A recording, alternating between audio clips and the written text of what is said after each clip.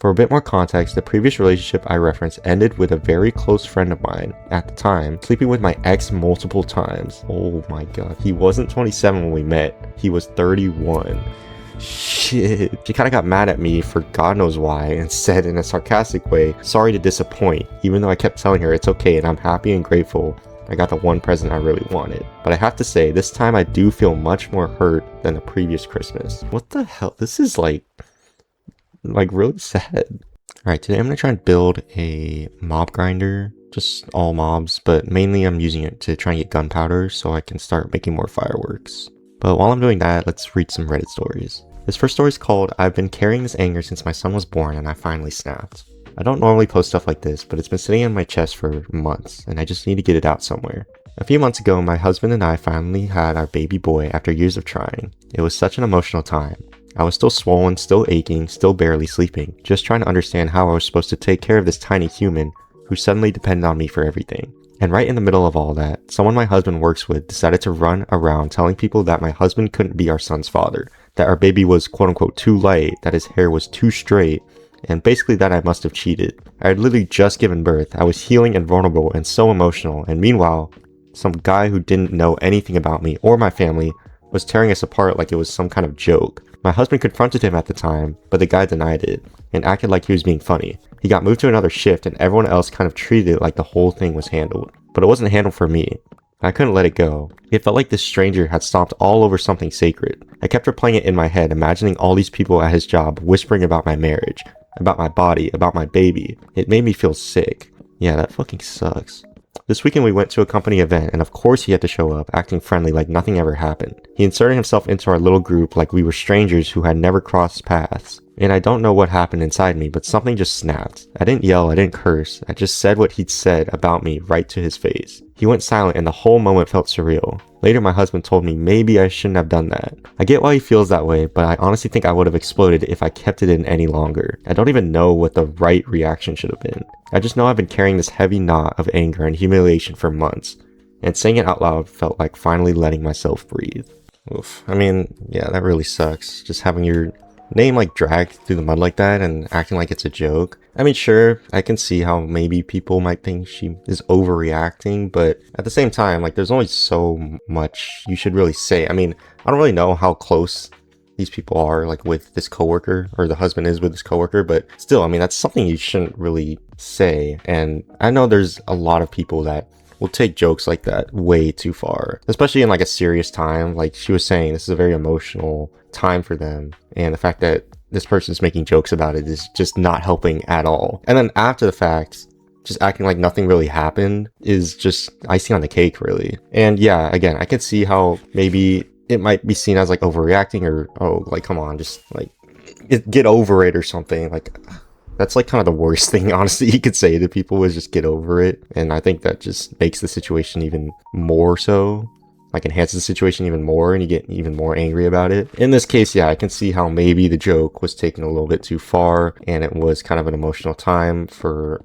the wife especially. And yeah, this dude just straight up disrespected her and her family, and that's something you really shouldn't let go. I get that like wanting to protect the peace might be what the husband was trying to do, but there's only a certain point to where you should try and do that, right? If you're protecting the peace to protect this person who's essentially, I mean, I guess bullying is like lack of a better term. If you're trying to protect the peace so that it's protecting them, that's not really what you should be doing. You should be protecting the wife's peace, in that you should be saying something to this dude. And I get it, like he did, and that's kind of why their shifts got moved around and he stopped like making jokes, I guess. But just like acting like nothing happened and expecting her to not have a reaction is like unrealistic, I guess. And yeah, staying quiet really only protects the person that's causing the harm, not the one dealing with it. And so I guess that's what this person was feeling. I'm someone who does usually like to protect the peace and won't say anything if something's like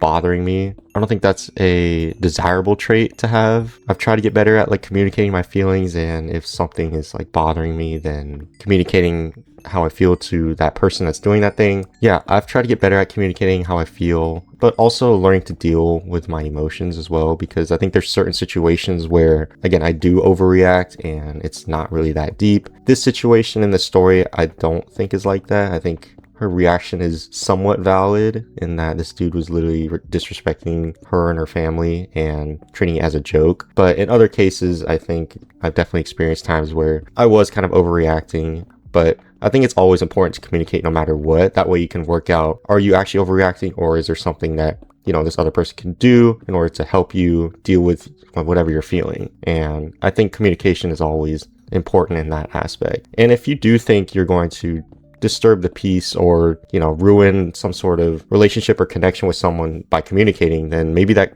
connection wasn't really meant to be in the first place. If someone's making you feel bad for communicating your feelings, then I don't think that's someone you really want to be around, honestly. But again, yeah, I think communication is important, whether it be, you know, family or like pretty much any sort of relationship, family, friendship, romantic relationship, anything like that. I think communication is important. And if you are not communicating, then it's only just going to lead up to built up resentment and feelings, and it's only going to enhance what you're feeling until one day you're going to essentially blow up like this person did and kind of dump everything you've been feeling onto this person that has been making you feel this way. And so it's better to communicate early what you're feeling. And if that person is someone that is truly meant to be in your life, then they will work with you to help essentially resolve whatever you're feeling, resolve whatever issues you guys are going through. Or it doesn't even have to be like between you guys, it can be anything really. But yeah, in this situation, I don't think this is necessarily an overreaction, because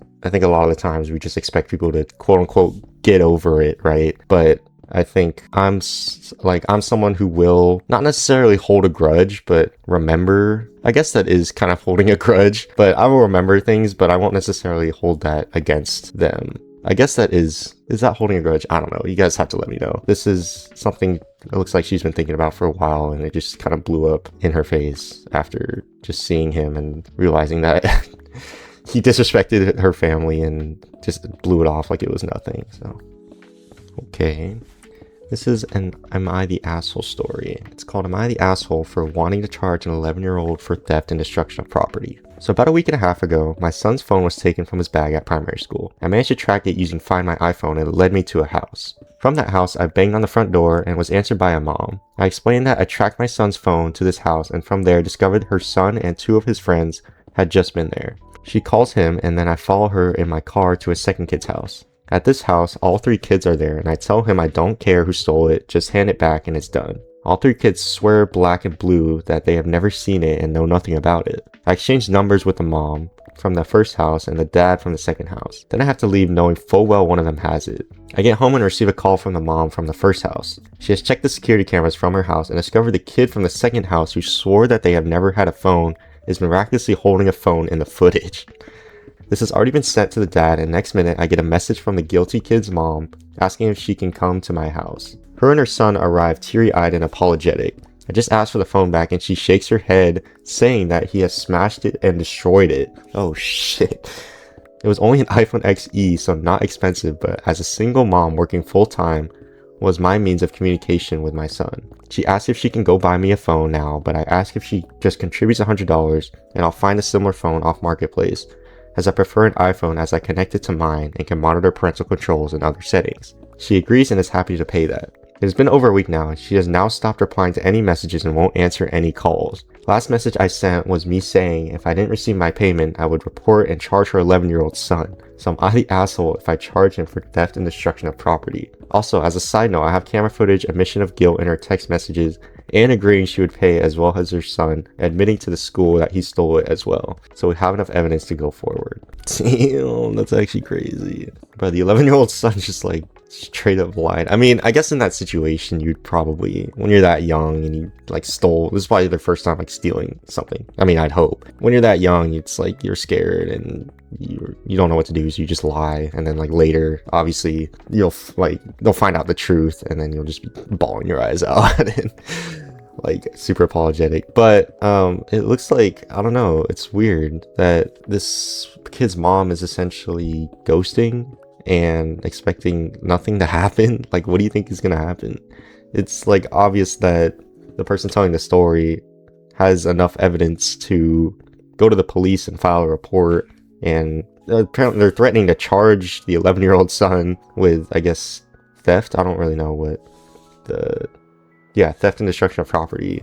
And so, yeah, does the mom want her kid to go to juvie or whatever they go to now? I don't know. It's only like 100. They only asked for $100. That's like, I don't want to say that's nothing, but for not like having to pay. I mean, originally the mom offered to buy a new phone, but the person only asked for $100. And now that, I don't know why they're ghosting them after receiving like a counter offer like that. That's so weird. Because yeah, originally they were gonna buy them a new phone, but the person telling the story only asked for $100, but now they're being ghosted. Unless they weren't being serious about buying them a new phone in the first place, which then I guess that would make sense. But yeah, I don't think this person is the asshole, because obviously you gotta learn that there's consequences to your actions. Like, first of all, the kid lied, so you gotta learn that obviously lying is bad, right? In most cases, I guess. Lying is typically bad. Yeah, but then, eventually they did end up giving the phone back, even though it was not in good condition. But yeah, I mean, for that, you gotta learn that there's consequences for your actions, right?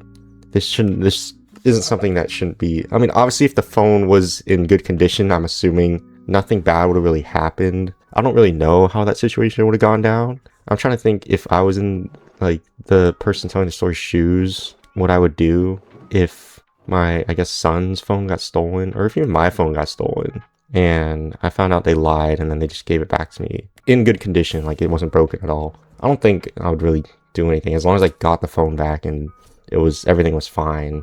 But if it was broken, I think, yeah, I would ask for some sort of compensation. Like, you're not going to steal my phone, lie about it, and then break it, and then expect me not to ask for any sort of compensation. Like, you are the asshole in that situation. But no, definitely not the asshole for, first of all, wanting some sort of compensation, and then second of all, like, threatening to, I guess, report this person's kid, because obviously you're not taking responsibility to resolve the situation, so the blame's gotta be pointed somewhere. And so if that's not you, then, you know, the next person is whoever was responsible for it, which was the kid. So in this case, yeah, I don't think you are the asshole. Alright, so next story is titled, How to React When My Sister Gets 13 Presents and I Get 1. So every Christmas since I'm a teen, my 24 female, parents have favored my sister, 28 female. If she gets 8 things, I get 4 to 5. She got things she wanted and I got things that screamed, I don't know you. So last Christmas, my parents made me buy my own presents and then gave me the money back because I'm quote unquote too complicated to buy presents for. Wow, that is kind of insane. She said, not at all. I have many hobbies and I'm very girly, so anything pink already makes me happy. Wrap them and pretend I didn't know what they were in front of my sister to not ruin the magic. Oh my god. This is kind of, what the hell? Alright, continuing on. Although it hurt that they couldn't even wrap them for me, at least I got things I really wanted, so I guess it was okay. This year I requested one thing. My sister got the same thing plus 12 other presents. My mom later confessed there was nothing for me under the Christmas tree since I sent my one and only present to my address, and that my dad was already grumpy about Christmas, so she's not going to push it. She kinda got mad at me for God knows why and said in a sarcastic way, sorry to disappoint, even though I kept telling her it's okay and I'm happy and grateful I got the one present I really wanted. But I have to say, this time I do feel much more hurt than the previous Christmas. Also, I have to know that I do all the Christmas shopping in terms of picking gifts. I give the idea, buy it, pick it up, wrap it, and my parents just pay me back and say it's from them. What the hell? This is like really sad. Not to brag, but I'm a great gift giver. I don't like to buy things just because. I always try to solve a problem or get something meaningful. So the contrast of my effort versus theirs is quite painfully obvious. Yeah, totally. I don't want to cut them off. Also, I'm studying, so I depend on them. And my parents are not the type to talk about feelings. So what can I do? Every year this gets worse, and it really hurts. I love them, but I feel so meaningless at this point. Not sure if this explains anything, but my sister has always been the problem child. Very aggressive and impulsive. In return, I had to be the calm one to not drive my parents into a spiral. They always said we don't have to worry about you because we know you're going to be fine, and complain about her behavior daily, and then thank me for listening and being the normal one. What the hell do I do? That's really, this is really sad. I don't know. This is obvious, like parents favoring one child over the other. But it's weird because, like she said at the end, her sister's always been the problem child, and her parents are always saying that they don't have to worry about her because, you know, she's the normal one, I guess. And I guess I can kind of relate to that in a way where, I mean, I guess being the normal child, not that my siblings were not normal, but I guess being like the more unproblematic one, I guess. That sounds like kind of bad, but I have 3 siblings, and I mean, I was always the one who, you know, got their shit done, never really made trouble at all, kind of wanted to protect the peace, essentially. And the rest of my siblings, not that they were trouble, I mean, I guess my brother was kind of a troublemaker, but I guess they just had a bunch of other stuff going on. I mean, yeah, like I said, my brother was kind of a troublemaker. And then my sisters were very involved with sports. I mean, we were all involved with sports, but they were, I think, way more involved than I was. And so they just had a lot more stuff going on, which meant a lot more, I guess, stress on both their part and my parents' part. And I was just kind of there, like going through the motions, I guess. Like I would get my stuff done. I got good grades in school. I was good at sports. I just didn't want to pursue it as like outside of high school. And yeah, I would like get my chores done, and I'd always behave. And so I guess that made me kind of the normal one, and the one where I guess I feel like my parents didn't have to worry about. But that also means I felt more neglected, I guess. But at the same time, that was also due to, like I said before, the fact that I wouldn't always communicate and talk to my parents about what was going on, even though looking back on it now, they would persist on, you know, asking me about my day and how everything was going. And even now, like I talk to them every once in a while, but I don't always communicate what I'm feeling, and I've tried to get better at that. But in terms of this story, like, yeah, like I said, this is like really sad. The fact that she buys all of her own Christmas presents and even like wraps them herself. She's pretty much doing like having Christmas by herself, but she's like not having to pay for her presents pretty much. But that's like really sad, I feel like. Could you imagine that? Like having to buy all your own presents and wrap them and then act like they were from your parents? Because like your sister's pretty much the only one that doesn't know, right? But that's so like, I could not imagine that. I'm trying to think like, what do you even do in this situation? Like, do you not have Christmas with your family? Because like at this point, like, is there even really a point in like going? Like, it's obvious, like there's obvious favoritism here. It just seems like your parents don't really care about you, which sucks. And I guess they have to realize that you're like, they're taking your company for granted, pretty much. Them like wanting to not ruin the magic of Christmas. Like, come on, like put some effort in. Like, this is like one of your kids. Like she said, there's like a super like imbalance of effort here. Like she's having to do all of her Christmas stuff by herself, and her parents don't even care really. And the fact that her sister is getting 13 presents and she's like the more problematic child, and she's like the older sister too. You would think the younger sister, because she said that her sister was 28 and she's 21, you'd think the younger child would be favored more,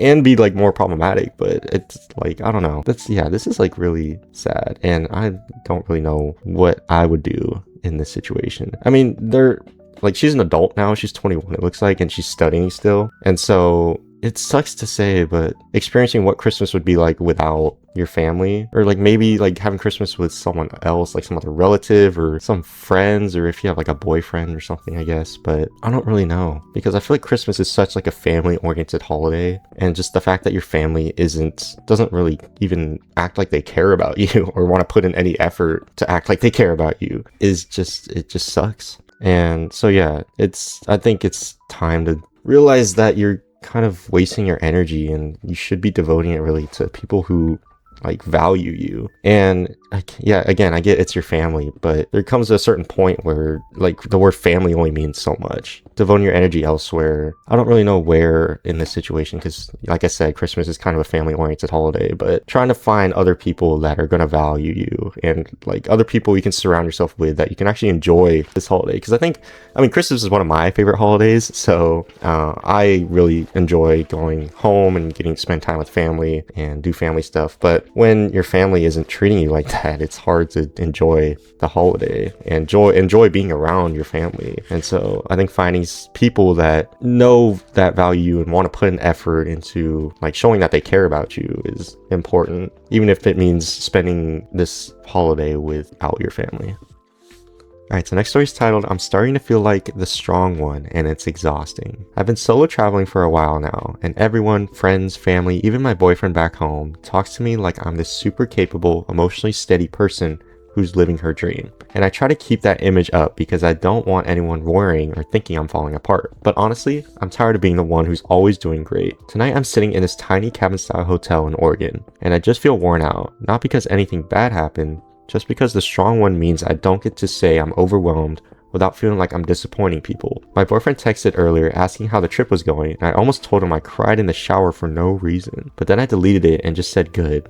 Tired but good. I don't even know why it's like I'm scared of breaking the version of me he thinks he's dating. I know I chose this trip, and I'm glad I did, but somewhere along the way I started carrying this weird pressure to prove I'm fine all the time. Like if admitting I'm struggling, it means I wasn't cut out for this whole adventure thing in the first place. I don't know, maybe this is just me being dramatic on a quiet night, but it feels good to finally say it. I'm not always strong. I'm not always okay. And pretending I am is starting to feel heavier than any backpack I've ever carried on this trip. Damn, that last sentence hit. But yeah, I'm sure a lot of people have gone through something like this or will go through something like this, where essentially you're putting on a mask to show everyone that you're okay when deep down you're not. And it's hard. It's definitely hard. It's definitely hard to smile through each day, put on like a fake laugh or a fake smile and try and show people that you're okay when in reality you're dealing with some stuff and you're just tired. And I think a lot of us have felt like this. I've definitely felt like this before, where there's nights where it's quiet and I'm just tired. I don't want anyone to know that I'm tired because I'm supposed to be this guy who's, you know, really smart, really funny, has everything figured out, is going to be super successful in life, right? Deep down, I'm like scared and I'm tired. I'm scared that I'm not going to live up to that, or I'm scared that people are going to see me differently because I tell them how I'm actually feeling and it's not this person that they've always thought I've been, you know? It's hard. And like I said, I've struggled to communicate that because of that exact reason, because people might see me differently, or I might just feel like a burden for communicating that I'm feeling these things when in reality people might just tell me, oh, like you're stressing for no reason, or it's not really that deep, you're gonna be fine, and you know, you are way better off than so many other people, and just so many things like that. I know like a lot of the times it might just be me having anxiety or stress or overreacting. It's just hard to not feel that way sometimes, to not feel like the pressure or the weight of the world on you because of this image that you've painted yourself for everyone else, that you're this person that's totally fine and always smiling and always happy, when in reality, you know, you have one quiet night and then you're alone with your thoughts and you're just drowning in them. You're thinking about every little thing. But yeah, it's hard being the strong one. And I think you got to realize that, I mean, at one point or at some point, there's going to be a time where you just crack. You can only put on this mask for so long. And eventually there's going to be a point where it just all gets too much. And then you're going to like essentially break down and crack. And that day is not gonna be good. So the earlier you communicate how you're feeling and that you're tired and just realizing to give yourself a break, or just, you know, admit that you're not always going to be this strong person, the minute you change that perception of yourself to other people, that's when it's going to start feeling lighter, I guess. I think it's easy to get caught in the persona of always being the person that's okay or being the strong one, right?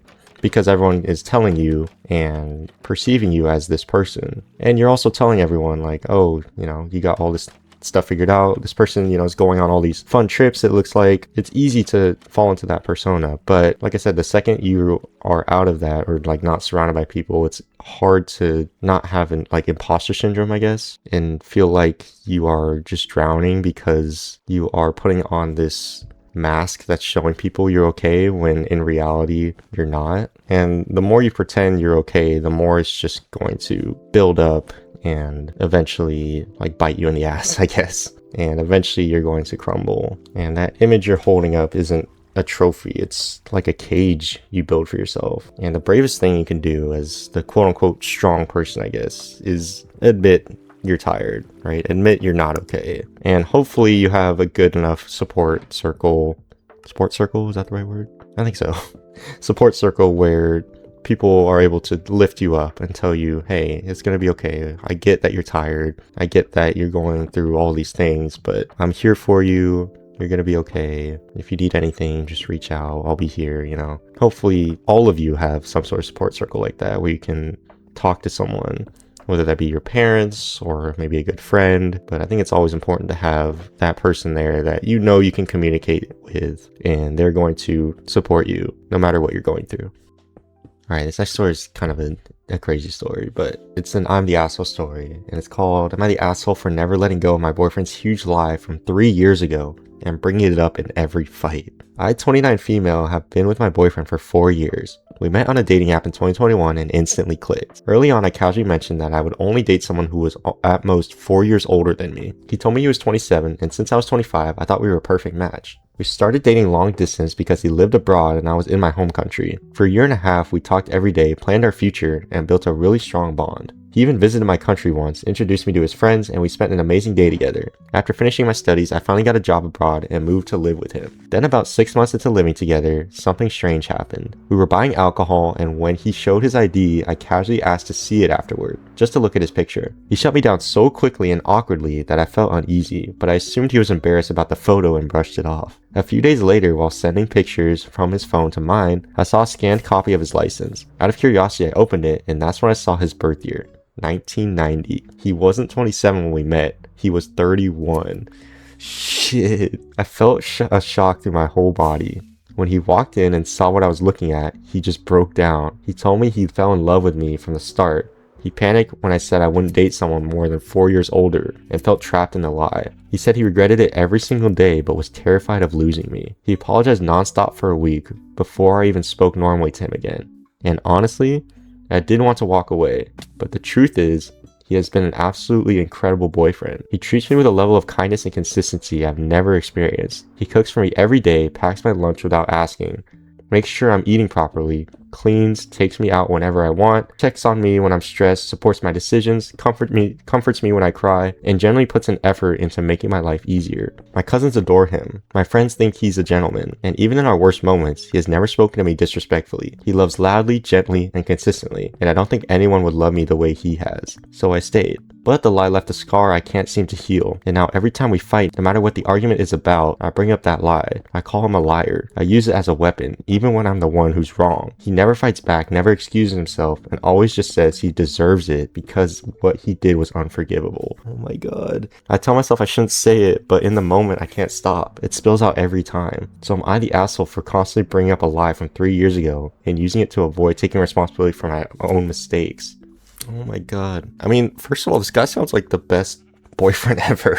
Like, he does like everything, and it seems like they're a very good match. And the only thing is that he like lied, and I guess that is kind of a big thing out of the get-go. And I don't know, I feel like things like that, like just lying in a relationship, especially at the start, is just bound to, like, the truth is bound to come out. It's just a matter of when. And it looks like after 4 years, the truth finally came out. This is how they're dealing with it. I mean, it seems like they love each other, and it seems like she really loves him. Or I guess like he really loves her, considering he does all this stuff. The fact that she's staying kind of shows that she doesn't want to lose him, and they don't want to lose each other. It's just interesting that she is still using this against him. And I guess it is something that is unforgivable, like he was saying, but it just sucks. He says like he deserves it, but like just every time they fight, just the fact that that is brought up that's got to be exhausting at some point, right? I mean, it seems like they really love each other, but there comes a point where, I mean, after 3 years, well, okay, wait. It says they've been together for 4 years, and so I guess she found out pretty early in their relationship. I say early, like being a year, but the relationship has been 4 years. So the fact that she still brings it up after 3 years is kind of crazy in my opinion. And that does kind of make her the asshole, because either like let it go or like move on from him, like find someone else. And this guy should really have some sort of self-respect too, right? If your girlfriend is still bringing up this thing that you did from 3 years ago that you've obviously apologized for and are sorry for, but you still truly love her, but she's still bringing it up in like arguments and stuff, then like there comes a point where like enough is enough, right? After 3 years, I mean, I don't know how consistently they're like arguing or whatever, but I feel like that would really get on my nerves, I guess. And yeah, again, I would obviously be super apologetic, and it seems like he's really sorry, but he really loves her, which is why he lied about it and wanted to stay, and it seems like she wanted to stay too. But yeah, again, there comes a point where it's just too much. Like if you're not going to get over it, if this is going to be something that is constantly on your mind and is constantly brought up after 3 years of it happening, I don't think that's something that's sustainable. So in this case, I think she is kind of the asshole, because either break up and move on, because it's obvious she can't move on from this. So like you gotta like either go to therapy to try and move on, or try and find some way to move on like from this, so it's not like a grudge you're holding for the rest of your relationship. Or if not, like maybe something you can't move on from and you're always gonna have it in the back of your mind. I mean, maybe yeah, like something like that is something you're gonna have in the back of your mind, but it doesn't mean you have to constantly bring it up, especially in arguments, and make him feel like shit for something he was obviously sorry for and I guess did it out of love or something. She said in the story, like, he never fights back, he never excuses himself, he just says he deserves it because it was unforgivable. Like, he admits it, he knows. If you're not going to get over it, it shouldn't be something that is going to last in your relationship. And I don't think it's something that should be in your relationship. It can be in the back of your mind, but it's obviously something that's a major issue. But it was 3 years ago, and if he's not done anything since then to kind of prove that he is like a liar, it seems like he treats her very, very well. And if he's done nothing since then to prove that he's like actually a liar and a bad person, like why is this still in the back of your mind? Or why do you keep, it's fine that it's in the back of your mind, but why do you keep bringing it up? That's not okay. After 3 years, it's not something you still hold a grudge against him for. And it's not something you should be bringing up in fights. And so yeah, either, first of all, you are the asshole. And second of all, either try and move on from it and get over it, or break up with him, because it's obviously something that is not going to make your relationship last. So that's like my take on it. All right, one more story here. It's called Dealing with Past Relationship Trauma. For context, I, 26 male, started dating my current girlfriend, 24 female, around 3 months ago. Things could not be going better. I've never developed such a deep affection for someone in such a short amount of time. She's everything I ever wanted in a partner, and more. However, being truly emotionally involved with someone is bringing up some past trauma from a previous relationship which ended horribly, and I'm scared it will affect my current one. For a bit more context, the previous relationship I referenced ended with a very close friend of mine, at the time, sleeping with my ex multiple times. Oh my god. They both colluded to keep the secret from me and lied consistently despite our ongoing relationship. It's been several years since the relationship ended. Damn. That's crazy. Last night, my current partner had a music gig. She sings/plays guitar and piano at local bars as a hobby, and I surprised her by bringing some of our friends to see her perform. One of these friends, much newer, we've only really known each other since August, bought my girlfriend a bouquet of flowers, a seemingly innocent gift, but this really struck a chord with me. Immediately, all these negative emotions came flooding back. It took the air out of my chest in the moment. Suddenly, I realized that once again, I'm vulnerable just by virtue of loving someone, and it's really freaking me out. I should also say that I'm not so worried about either of them from an infidelity perspective, especially not my partner. It's me I'm worried about. It's my past experiences that I'm worried will ruin the most amazing relationship I've ever had the privilege to be a part of. My immediate internal reaction was to end the relationship, the safest option. Can't get hurt if you don't put yourself out there, right? Obviously I didn't and won't do this, but even that the thought generally occurred to me is very scary. I must have seemed visibly off because when we got home she asked if I was alright. I explained where my head was at and why, to which she was fully supportive and understanding, but still I have this lingering feeling of uncertainty and anxiety.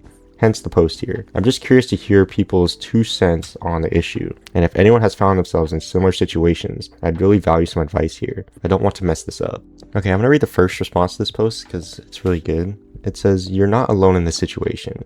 It's normal for past experiences to trigger you in a new relationship. The important thing is that you recognize when you're feeling a certain type of way because of those past experiences. Continue to be honest and do the work to move past those experiences within yourself. Accept that the actions of your ex had nothing to do with you. Bad people do bad things. You're not less than because you put faith in your partner. Don't let other people's choices affect who you are in the future. All that being said, it's bound things will pop up. Continue to be honest with your partner. Acknowledge you felt anxious or scared or whatever because it brought up certain things from your past. Only you can let your past get in the way of your future. Don't close yourself off to current partner or project. Don't close yourself off to your current partner or project the past onto her. A caring partner will help you through it in a healthy way. But just remember, these feelings are your responsibility to deal with.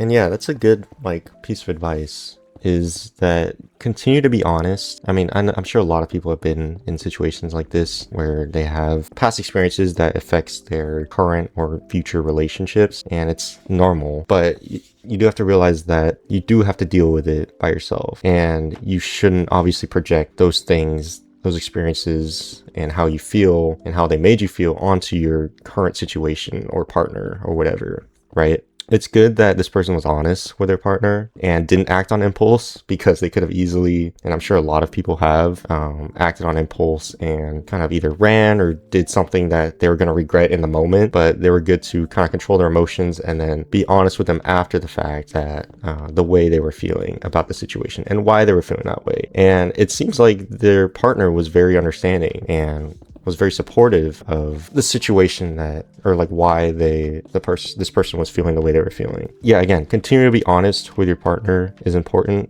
Like I have said before, communication is key, in which you want to always be communicating how you're feeling, because if you don't, it's going to lead to built up feelings or emotions that is going to lead to either you crumbling or your relationship with your partner crumbling or something bad. It's never good when you don't communicate. So it's good that communication it seems like it's prevalent here, I think is the word, and continuing to do so, because I mean, that situation you're in before, this past experience this person had is not something you get over easily. I mean, your partner cheating on you with your close friend multiple times and keeping it a secret, and even after it's been years since then, I don't think it's something you ever get over, especially something as traumatic or crazy as that. So I think it's super valid that this person's obviously going to have some sort of trauma that's going to leak into this relationship or any future relationships he might have. Seems like he's found the one, and I think if he continues to communicate with her about how he's feeling and her being super understanding of how he's feeling, but there's not much she can do, I guess, to comfort him other than, I guess, be herself, which is hopefully not a cheater or liar or bad person. Yeah, that's pretty much the only thing she can do.